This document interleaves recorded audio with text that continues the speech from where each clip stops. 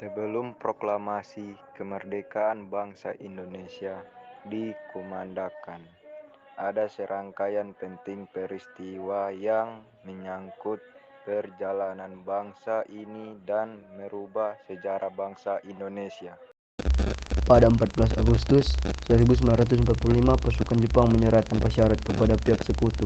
Berita ini diketahui oleh kalangan pemuda bangsa Indonesia di Bandung pada 15 Agustus 1945 melalui berita siaran radio di divisi London. Pada 15 Agustus 1945, Insinyur Soekarno dan Dr. Soekarno-Hatta baru kembali ke tanah air memenuhi panggilan Panglima Jepang Asia Tenggara, yaitu Marsekal Terauchi Saigot, Vietnam.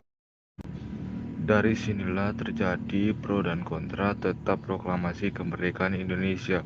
Golongan muda ingin cepat-cepat dilaksanakannya proklamasi kemerdekaan Indonesia karena hal ini merupakan hak dan masalah rakyat Indonesia sendiri, tanpa bergantung pada negara atau bangsa yang lain. Sedangkan golongan tua menginginkan bahwa kemerdekaan Indonesia harus dilakukan secara terorganisir, misalnya dengan pernyataan dari bangsa-bangsa lain, dengan melampirkan tanda tangan dan lain sebagainya. Perbedaan pendapat ini membuat golongan muda melakukan penculikan yang dilakukan sejumlah pemuda yang dikomandoi oleh Soekardi, Bikana, dan Sairul Saleh dari Perkumpulan Benteng 31 untuk membawa Soekarno-Hatta yang termasuk golongan tua pada saat itu menuju ke Rengas Dengklok, tempat yang jauh dari jalan raya utama Jakarta Cirebon pada tanggal 16 Agustus 1945. Agar mereka jauh dari pengaruh pemerintah pendudukan Jepang.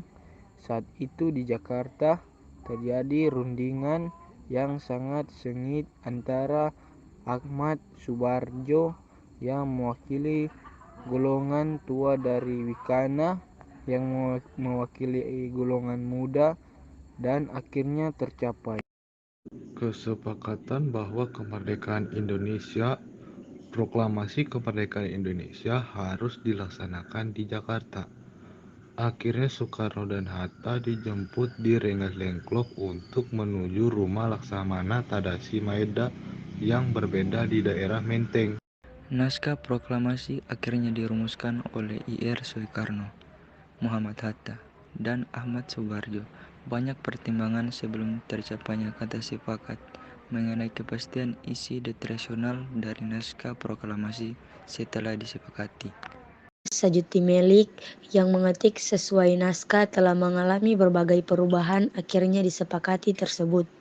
Penyusunan teks berlangsung hingga dini hari pada tanggal 17 Agustus 1945. Proklamasi kami bangsa Indonesia dengan ini menyatakan kemerdekaan Indonesia,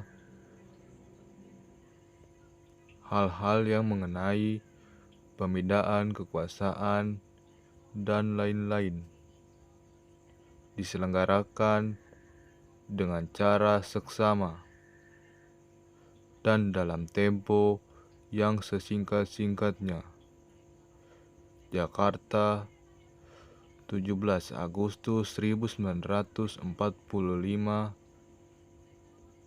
atas nama bangsa Indonesia, Soekarno-Hatta.